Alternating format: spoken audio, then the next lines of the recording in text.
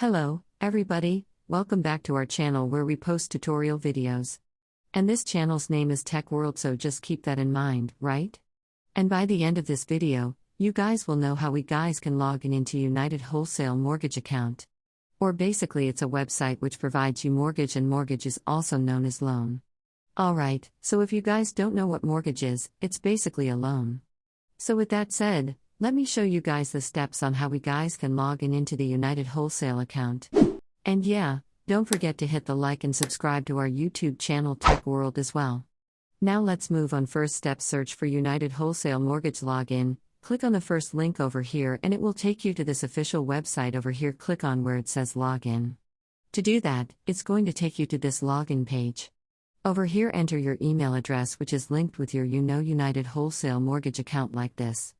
And then enter the password of your account and click on sign in, and you should be able to log into the United Wholesale mortgage account. So hope you guys understand.